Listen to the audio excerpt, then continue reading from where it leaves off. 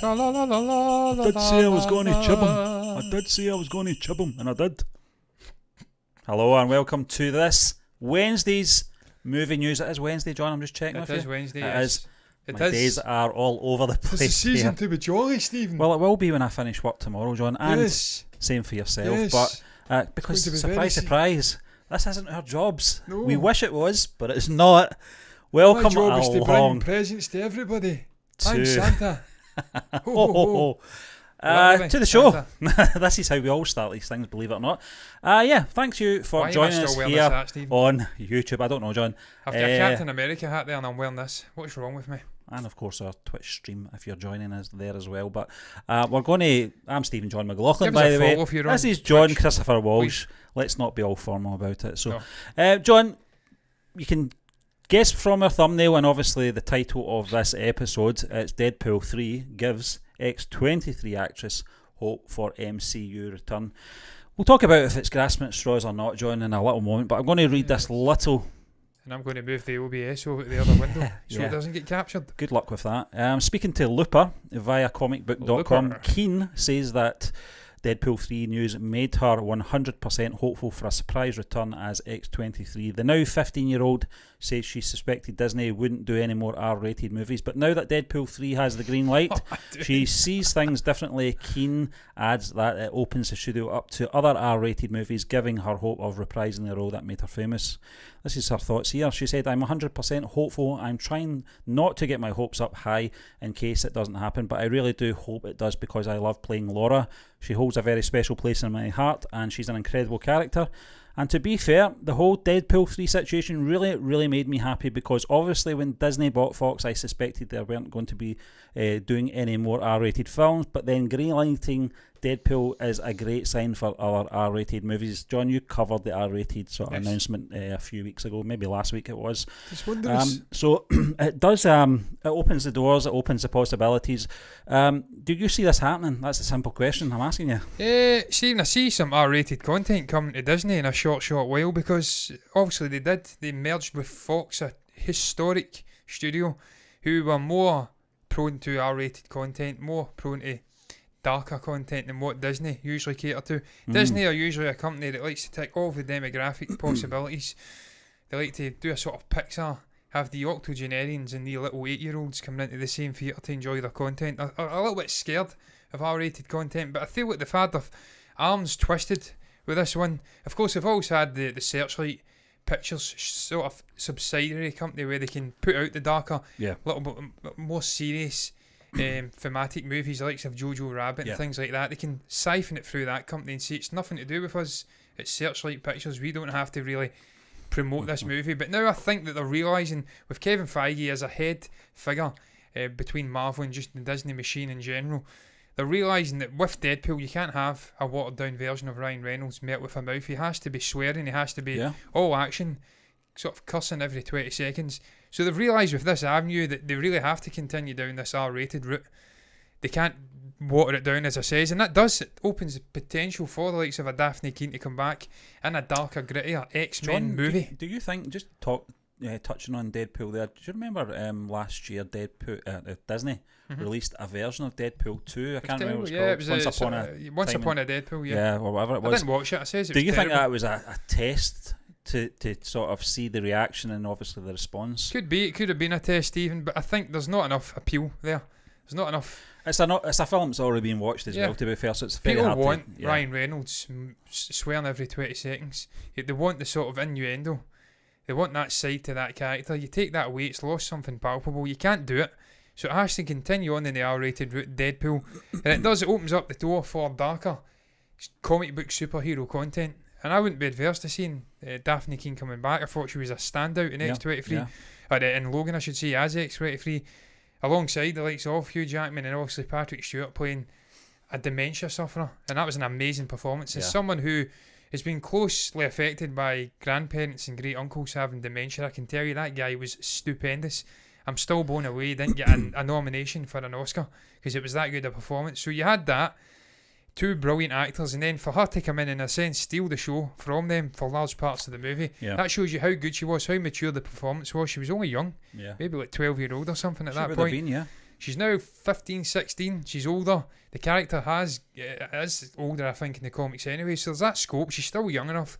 You can take this character off in a decade-long journey, and she can be part of the Marvel sort of X-Men side verse. The good thing is that Logan was always it was always promoted as a separate entity to the X-Men film anyway. It was another sort of version of these characters. It didn't have any connections to the previous X-Men film apart from Charles Xavier and obviously Wolverine. But it was always sort of projected that it wasn't part or a continuation of the X-Men Days of Future Past and stuff like that. It was another sort of dimension or whatever you want to call it.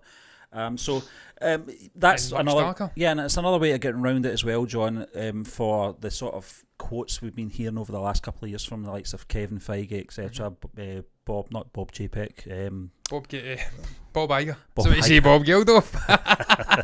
Give us your money. Tell me why I don't like Mondays. You know, so they've always said, you know, that they want to keep the X-Men, the previous films, or what is it they call them now, Legacy or whatever? Legacy, yes. Movies or whatever they're called. Separate movies now, Stephen. They don't want to see X-Men. Well, this is the thing. They really do want to sever their ties. They can still do that because, as I said, Logan was a separate entity to the X-Men catalogue anyway. So it could work. Where she comes in is another question as well, John. Where does she fit? Where would she come into this world? Where did she come from? Where did she go? Where did she come from? Cotton Eye Joe? Yeah. Where does she go, Stephen? I don't know how they would supplant this character, and I suppose they could do it via the multiverse. Long term, if there's going to be ramifications for this multiverse story, I don't know if it will be closed in Multiverse of Madness. It seems like it could be. We're getting WandaVision, we're getting obviously Spider-Man 3 with the multiverse concept, and then Multiverse of Madness from Sam Raimi a couple of years down the road. That could be the sort of finale to that multiverse story. He closes it. Yeah. The madness ensues. He ends it because he's the sort of wizard of the MCU. So that may close the door on that. But that'd be a nice way if there was ramifications after that of maybe bringing in a different character tonally into the MCU. She's from a different universe. Things are darker. It's grittier. And what you don't even have to do it. You don't even have to continue that version from Logan of X-23. You can just bring this actress in as a different version of it. From a different universe. Do what they did with Deadpool. Exactly. Yeah, exactly. Ryan Reynolds, with 2 different Deadpools. So you can bring her in. She's young. She's a good actor. She's acquainted with the character. People like her performance. And then we can just introduce her as part of this sort of grand introduction of the mutants into the MCU. It's going to be great, Stephen. We were speaking about Fantastic Four, was it? Yeah. And how we're going to get these sort of definitive movie. It's coming shortly. And what direction they can go with that. And how that's probably more important than the X-Men long term, or immediate term. Long term, it will be important to introduce some mutants into this universe. Now they have the Fox properties. But man, it's going to be exciting when this mutant, sort of these mutant characters start getting introduced into the MCU, the likes of X-23. Who's going to be the next Wolverine? Yeah. Charles Xavier, Magneto, Nightcrawler, Cyborg, not Cyborg, what's his face? That shithead, I hate him. James Marsden's cat, Cyclops, not Ray Fisher. He doesn't belong in the MCU. When they start introducing all these characters in, it's going to be very exciting times. I hope she does get it, because she's keen for it. But look, pardon the pun, Dafne Keen's keen. Yeah. But look, as we did see with Ant-Man, they're not guaranteed, even though you've played a character before, to get the part again. We've seen what's her face? Scott Lang's daughter. Yeah, the daughter, yeah. Can't remember her name. I was just Cassie.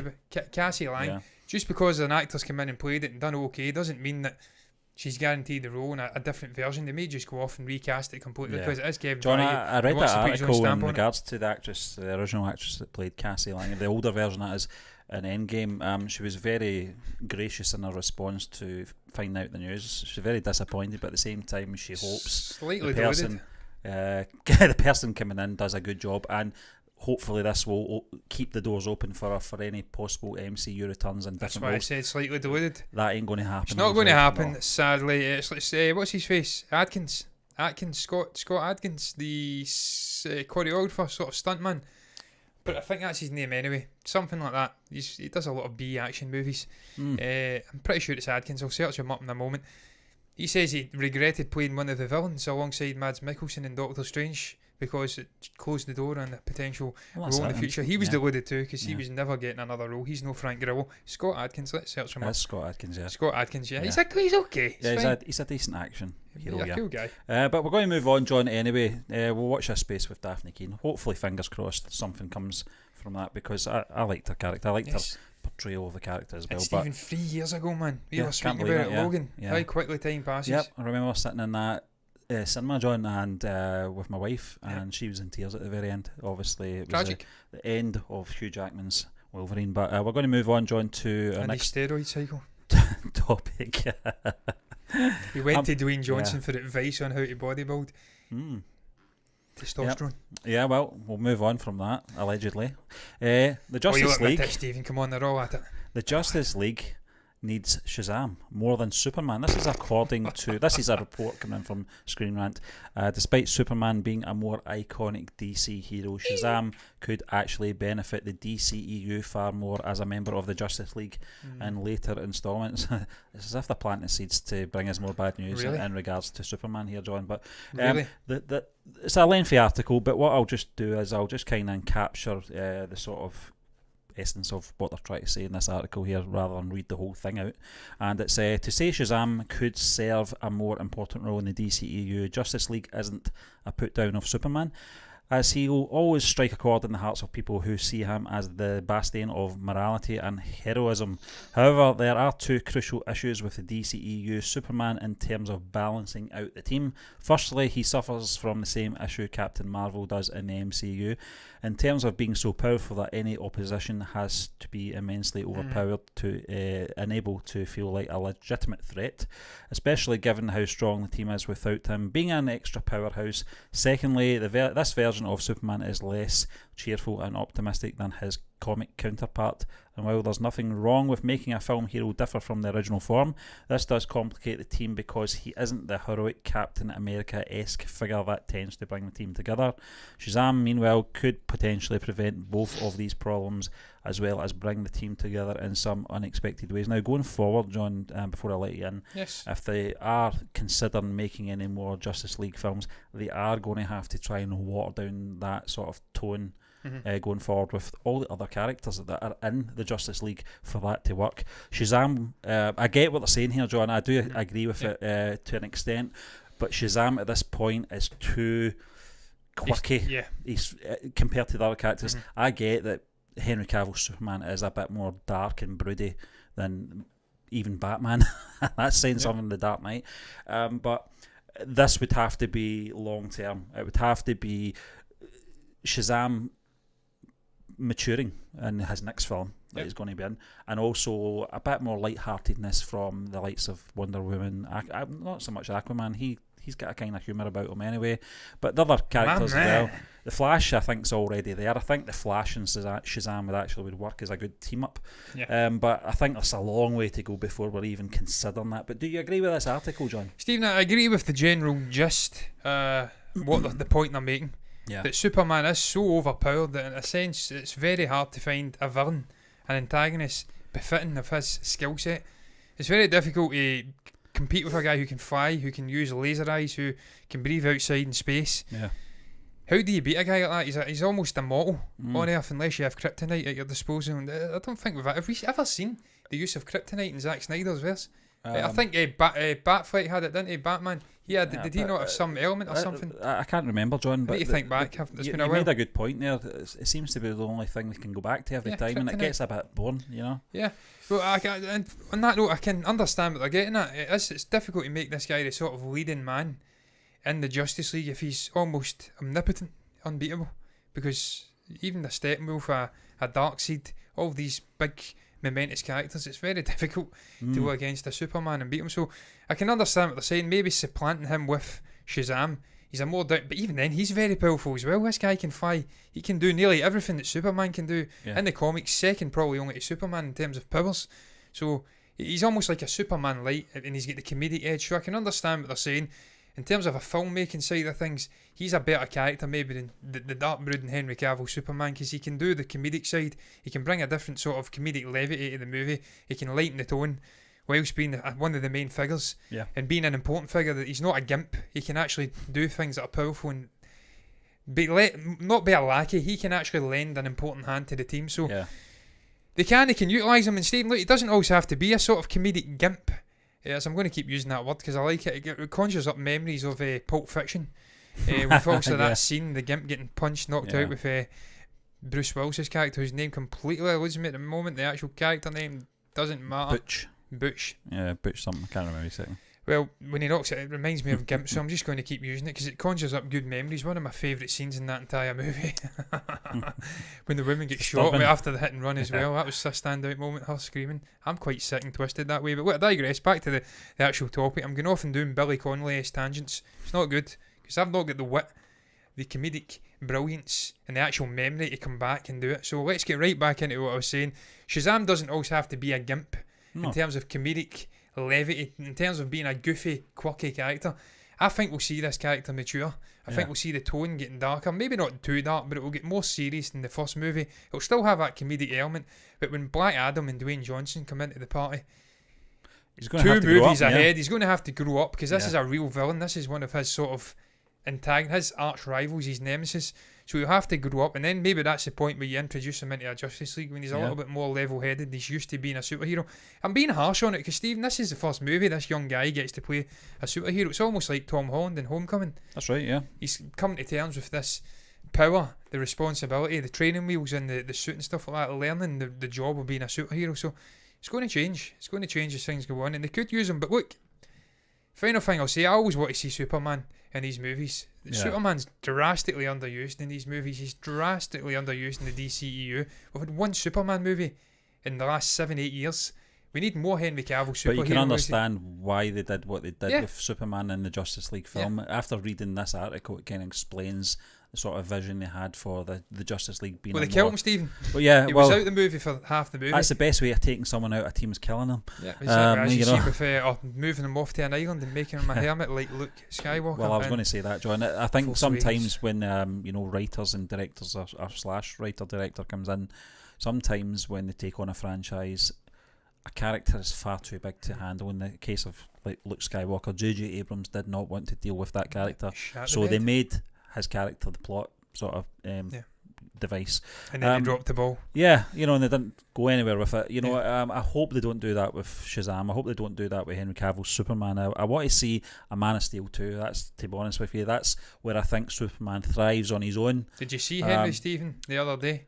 He bought a free 3070 graphics card. It's like a £1,200 graphics card, top of the range graphics card, putting it into his gaming PC. He's doing a sort of sequel to that video where he was putting the PC together to the soundtrack of Barry White.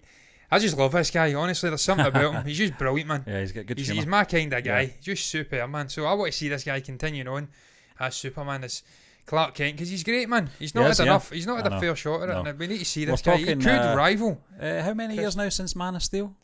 2013.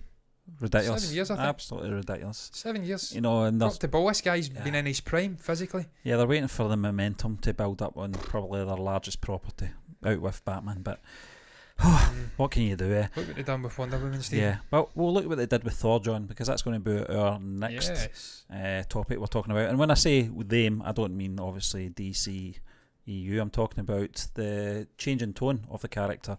We saw that in Ragnarok. The change in tone of this character, which was for the better, lightened him up a bit. He wasn't so stuffy and Shakespearean. Shakespearean, yes. Yeah, so this title is coming in from it's coming in from Screen Rant again, John, and it's Marvel may need Hercules for Thor 4. Now, it's not the Hercules that you know. Stephen, could you imagine doing a show as a Scouser? Marvel may need Hercules for Thor 4. Do you mean a Harry Enfield Scouser? Thor. Because of Ragnarok. If people thought we were difficult to understand, then man, I love the Scouts. I love them. Great people. Yeah. Fantastic, man. Amazing city. Yeah. Buff the Beatles, man. I like 4 of them. Yeah. But anyway, Fab 4. I'm going to read this little bit, John. It's maybe about 3 or 4 paragraphs, but kind of builds up for where this sort of story's going here, and then I'll ask you for your thoughts. So just bear with me here anyway. Because of the events, you, Stephen, I think we're just underneath the there. Because it's amazing. Because of the events that unfolded in Thor Ragnarok, Marvel may need to introduce Hercules and the Greek Pantheon into the MCU. Did I say that right? And Thor: Love and Thunder, and the third installment in the Thor franchise, Pantheon. What did I say? I'm not sure. Asgard I was in my own planet. Asgard was destroyed, and untold number of gods lost their lives in the battle against Odin's long-lost daughter Hela, played by Cate Blanchett. Yeah, over the years, the Thor movies have given the Marvel Cinematic Universe a long list of characters tied to Thor's corner of the Marvel Universe in the comic books. Ragnarok alone introduced audience to the Executioner, Valkyrie, Hela, the Fenris Wolf, and Surtur. Even more could join the fold in the fourth film, Thor: Love and Thunder, for instance, a relatively new addition to Thor comics. Gorr the God Butcher will be brought to life on the big screen in the movie. Is that confirmed? Apparently. There's no official word on what other new heroes and villains will be appearing, but there's also no shortage of rumours regarding who Thor 4 might feature. Some suspect that Thor's next adventure will, with Jane Foster, played by Natalie Portman, Lady Sif, Jamie Alexander, and Valkyrie, played by Tessa Thompson, could incorporate key characters such as Beta Ray Bill, Enchantress, Balder the Brave, Beta Ray Bill's a sort of Taurus sort of shapeshifter, isn't he? Yeah, apparently. So. And Hercules, well, you were saying... Is that Christian Bale's character? Christian Bale could potentially be Gorr the God Butcher or Bill. What is it? Beta Ray Bill? Beta Ray Bill. Beta Ray Bill, yes. Billy Ray Cyrus. And these are all characters who have been missing from these are all characters who have been missing, that sounds terrible, from Thor's world in the MCU. Chief among them is Hercules, who is without a doubt the most important Avenger that hasn't been adapted yet. Interesting. And in Marvel Comics, Hercules is a fun-loving demigod who enjoys brawling with villains and his fellow superheroes. Along with Thor and Hulk, Hercules is one of Marvel's strongest characters. He's someone fans have wanted to see in the MCU for a long time now, and that time may finally be right for him. John, do you know something? After reading this, he's too much like Thor by the sound of things. I think Feige and the team are going to wait till Chris Hemsworth. Do my Harrison Ford pointing there. Chris Hemsworth's you find him hanging up that red cape, and obviously everything else that's attached to him, and then maybe introduce this character as a sort of carrying the baton. That's the way I see it anyway. Stephen, I think you're right. There's not enough room in this Marvel Cinematic Universe for two people like this, two very strong characters from a similar... What have they done to Hulk? Pantheon? I don't know how you... What does it mean, the Pantheon? Yeah, Pantheon, yeah. A similar Pantheon. There's not enough room for them. So I think you're right. I think Thor will ultimately have to conclude his arc in the MCU before we see Hercules. Hercules! I'm going to get out of the way just now because I can't help myself. I thought you would have done it earlier. How dare you touch Hercules? I was out in the water having a swim. I am Hercules. Arnold Schwarzenegger. It's a terrible impersonation, but I tell you what, wow. It's a terrible film. It was. Hercules in New York. That's precisely the kind of Hercules we don't want to see in the MCU. But I tell you what, Steve, I'm excited about Gorr the God Butcher, man. This character's tremendous. Not in terms of not just even the character, visually. Such a cool looking guy. I'll bring this back up very briefly, man. Look at that. Yes, please. Fantastic, isn't it? I can't even get it to work. Look at that, man. How cool is this guy? He's got a sword. He's got sort of things attaching to his muscles. He's pale as hell. He looks like a Promethean, like we look sometimes on this show. And look at him. He's going toe-to-toe with Thor, and he's holding his own. This guy is so interesting, man. Yeah. So I hope to hell Christian Bale's playing him. It's been heavily hinted it would be. Would it be CGI? I'm going off on a sidetrack here, not even remotely speaking about Hercules, but could it be CGI? Could he be doing a more practical performance? If it's CGI, it'd probably marry more with what Christian Bale would want. He would want to have the minimal amount of sort of performance, because he's a busy guy. He wants to go off and do more serious stories. But at the same time, I want to see this guy on set. He's going to be on set. He's going to be acting. You've seen it with Salvation, the passion this guy has.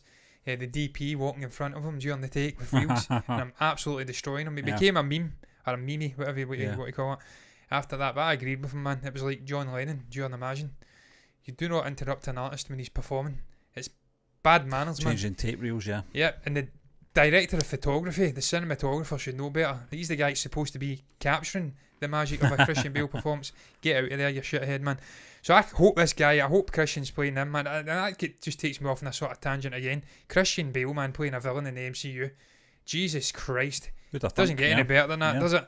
Just an Oscar-winning actor. Tremendous. He is an Oscar-winning actor, isn't he? It's really, you know... Is he? I have to look at that. He should be. Surely yes, man. He must be. Did he not get one in the Mark? The Fighter. The Wahlberg film, The Fighter. Amazing. Yeah, he was amazing. Jesus. Yeah. John, I can't really add too much to it other than what you said, but Hercules, one of the things in regards to the film Thor, Love and Thunder, that doesn't sound right. I don't know why. I thought it wasn't. Sounds like an 80s sort of Kiss album. Yeah. And the artwork looked like an 80s Kiss album. Do you remember when this was announced, the sort of negativity that was going along with this announcement, John? That we were getting Natalie Portman coming back playing a... the Mighty Four. The Mighty Four, yeah. That logo as well. I love that logo. You liked it. It kind of reeked of Masters of the Universe for me. Just there was a lot of things that people weren't liking, you know. But ever since the announcement, everything's been so positive, and I think, you know, appointments like what's your man? Taika? Not Christian Taika, Bale? Christian Bale. You know, coming into this film, which was a big surprise. I thought he was done with comic book films after the Dark Knight trilogy. Hercules' introduction, I think it might be a stretch, John. I don't see them introducing this character too soon, to be honest with you. I think he's too similar to Thor. I don't think at this point Thor really needs assistance in any fashion or anything like that. I think they're keeping him sort of up the sleeve at the moment until Chris Hemsworth's contract runs down, and then whether or not he wants to continue on in MCU, I don't know if he will. I honestly don't think he will. I think eventually he will go the same way as Chris Evans. But what's your thoughts on that as well, John? Do you think Chris Hemsworth will stick around long enough? I think he's got a new contract, Stephen. I don't know how long it is, maybe 3-4 movies or something, so he'll probably stay around for an Guardians of the Galaxy movie, maybe one more sort of ensemble movie. John, I think we're going to get a Thor 5 and that'll be it. I think that'll be Stephen, he's getting on in years as well, Chris. He's still in amazing shape, but he's late 30s now, so that's not old, is it? Well, he's committed a lot of his career. How long are we talking now? 10 years. 10 years, of you know, playing this character, you know, and I think he's coming to the point where he can't really take it any further. You know, I think we'll get this film. I'm looking forward to it. I think the 5th film will probably be the sort of end of his story arc. I think we will get an appearance in some form of Avengers film as well. That would probably be the other one. But you know, he's been such a prominent figure in the MCU over the last 12-13 years. And I The Dark World's not my favourite film. I'll be honest, it's not my favourite MCU film. It's probably maybe below The Incredible Hulk. Was that when Idris got killed, or was that was Ragnarok, wasn't it? Yeah, it was such a dour film, and I'm glad they changed direction. But we'll just have to wait and see. I don't. My honest thought is that I don't think we're seeing Hercules yet. I think it's too soon. Well, I tell you what, they're going to have to change the suit if he does come in, because that suit is just. Let's bring it up very briefly before we move on here, because to be quite frank with you, it's too skimpy. It's way too skimpy.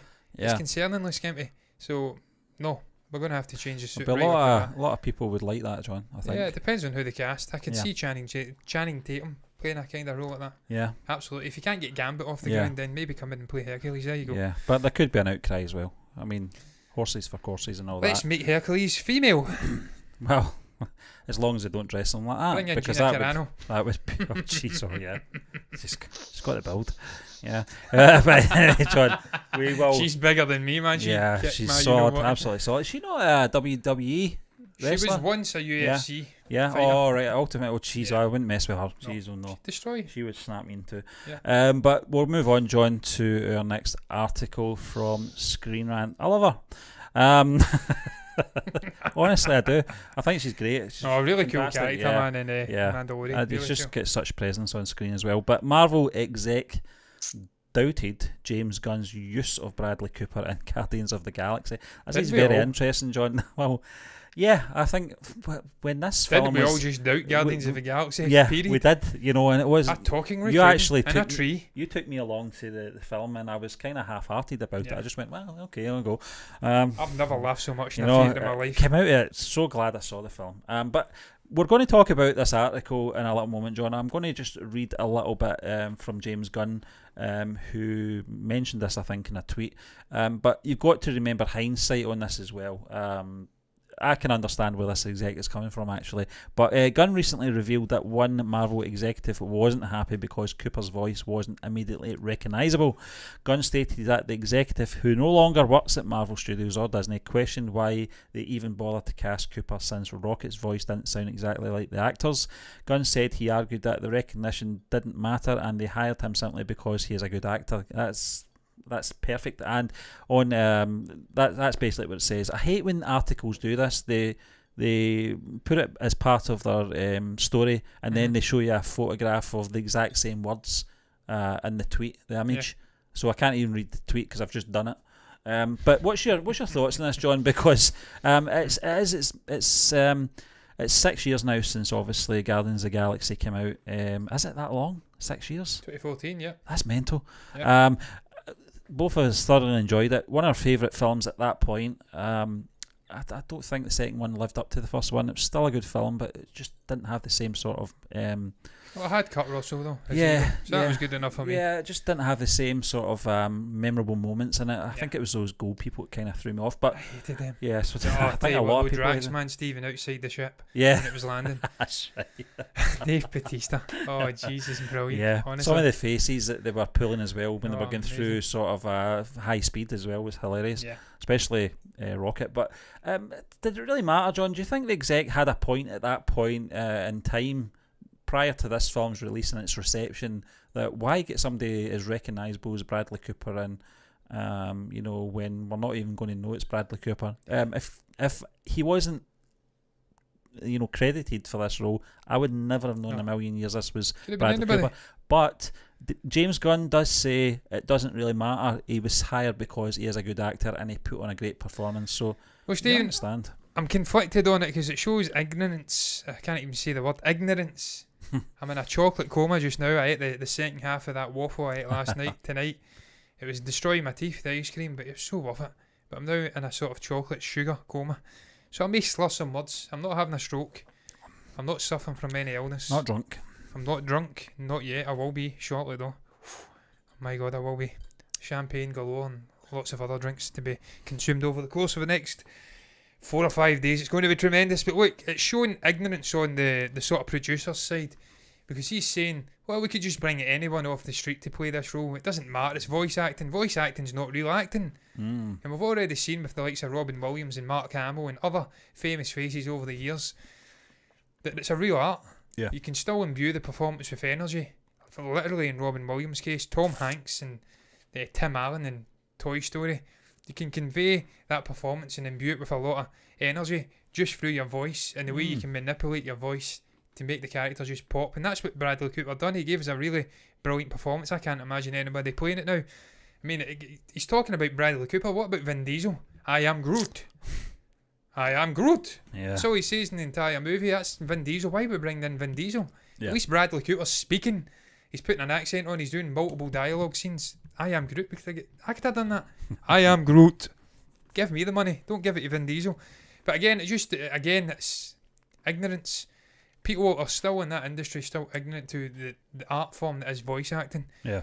And what you can do with it. So part of me says it's ignorance. The other part of me says though that I agree because look, you bring in Bradley Cooper, he's probably earning ridiculous money. Probably get like $2 million. Executive probably get like $2 million Yeah. or something for that role. And you really could have just brought in a James Arnold Taylor or something, the guy that does all the Star Wars acting on Clone Wars. He was in the Bad Books recently on Twitter. Because he went on to Parler. Oh, he was in the Bad Books. All the liberal nut jobs over in America were going after him. And I say liberal nut jobs. I'm a liberal over here. But in the States, I'm like centre left. I'm like Joe Biden-esque. These guys are Fruit Loops. They were going after him because he created an account on Parler. Wow. I don't get that. I don't get it. Apparently, I don't know what it's about. I don't even care. We're on Parler, by the way. Yeah. I don't think we use it though. Don't give a shit.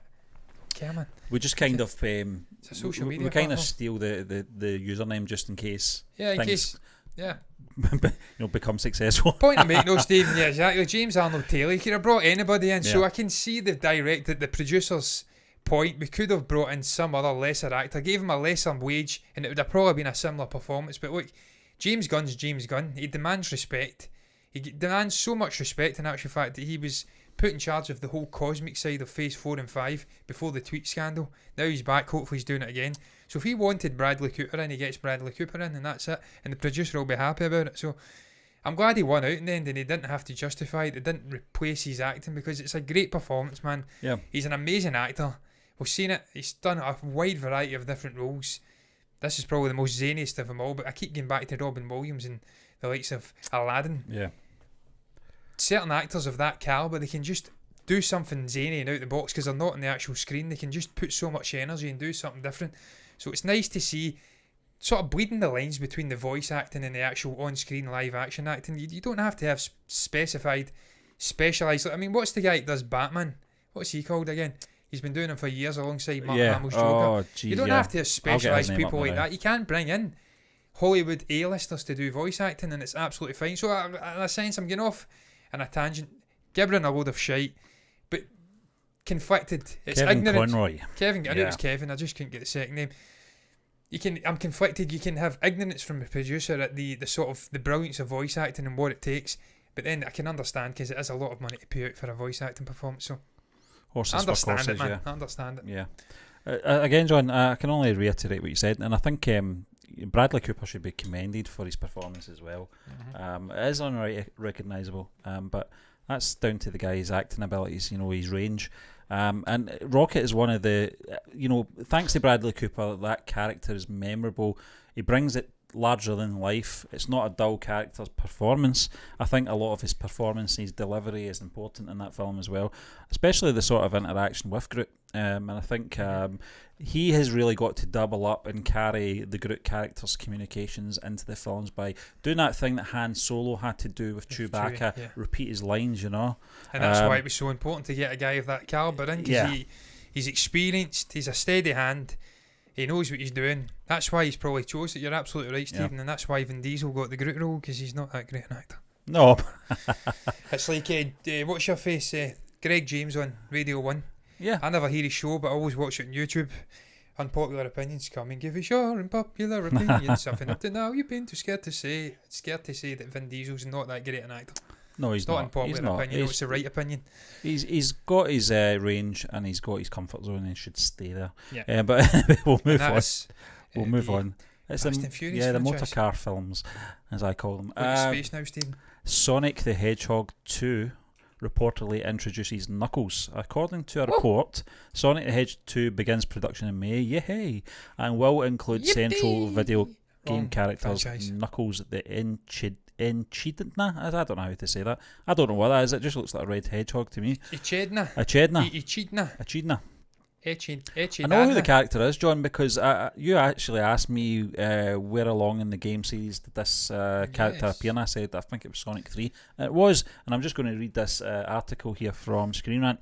I'll read a little bit of it just to sort of bring us up to speed. First, introduced in 1994 game Sonic the Hedgehog 3, Knuckles has become a main character in the ongoing Sonic lore, serving as the guardian of the pivotal Master Emerald, a gemstone that controls the series' other Chaos Emeralds. Interestingly, the Chaos Emeralds did not show up in the first Sonic movie, but if Knuckles is arriving in the sequel, then perhaps those magical gems will be included in the film as well. It's also worth noting that in the video games, Knuckles is initially duped by Dr. Robotnik into opposing Sonic before becoming his friend, so Knuckles' inclusion in the sequel seems like a hint that Carey's character will be back as well. Thus far, Carey's continued participation in the franchise has not been confirmed, John. They need to get that guy nailed down before they even consider doing a second film. He was an amazing character, and it was an amazing performance by Jim Carrey. But John, just reading that article there, that's your synopsis for the film. That would appeal to me. That it takes the film franchise. The franchise off in a different direction from the first film, where we were just getting to know these characters. And you mentioned it as well, Carey's Dr. Robotnik only became the character that we know and love and hate at the very end. His appearance as well.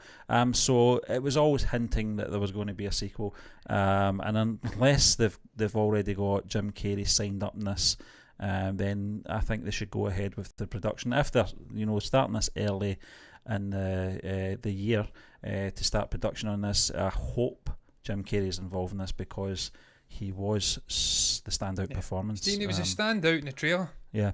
And James Marsden was good as well. He was very good. He was fantastic. I liked his back and forth sort of quips with Ivo, Eggman, Robotnik, because I always say it's Eggman, and I question myself. I searched it up.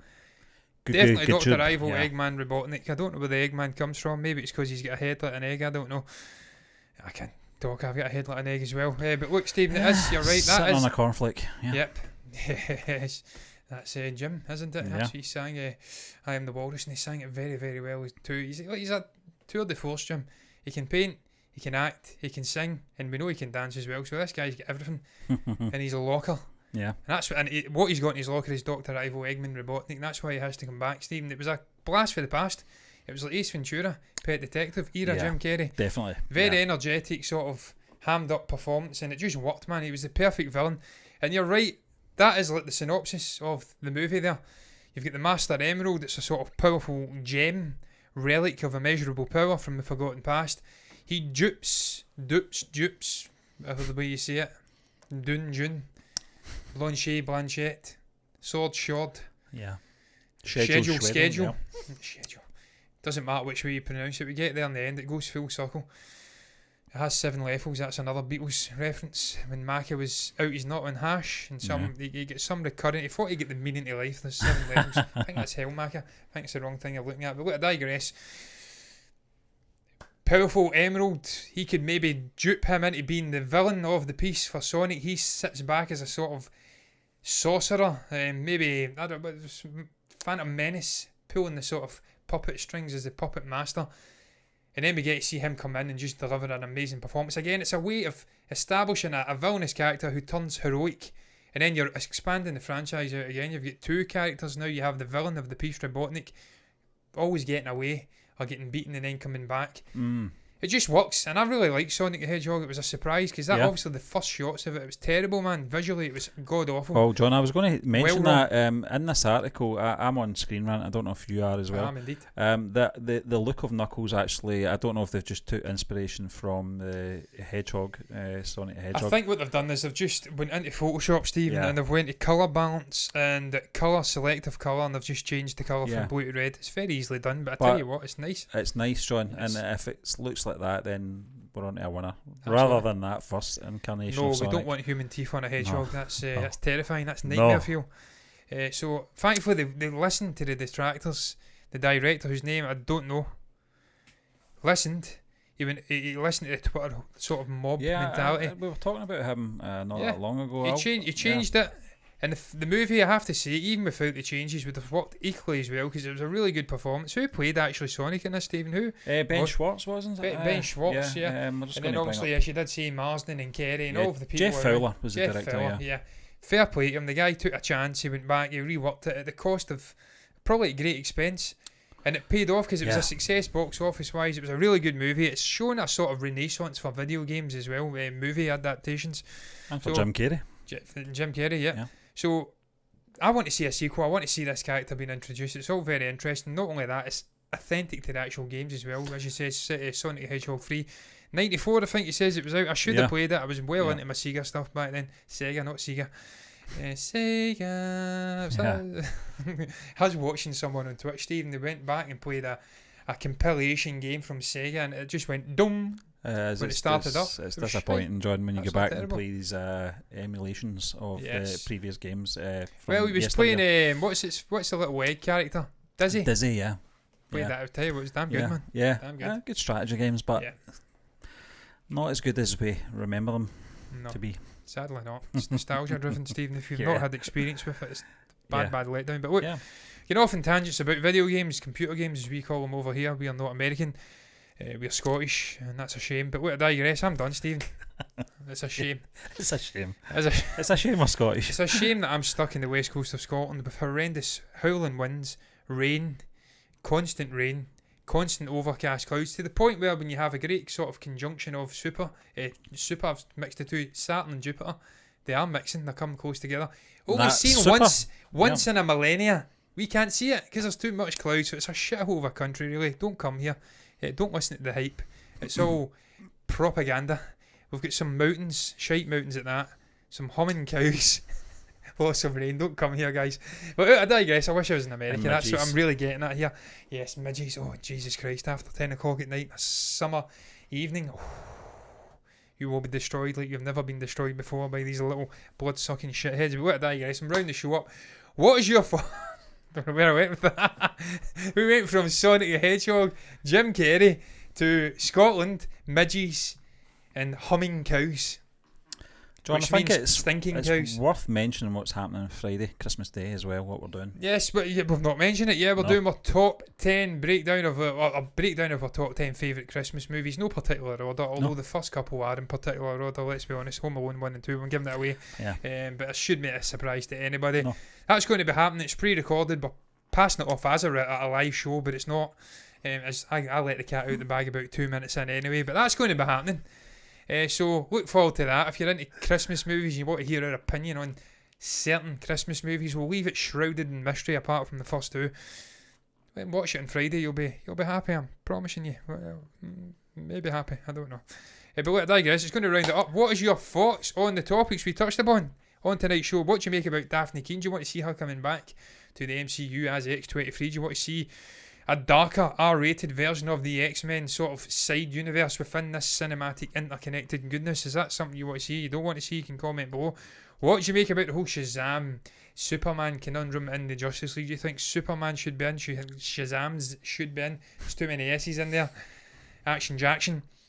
You can comment about that down below. What do you make about Hercules? You want to see Hercules in 4-4?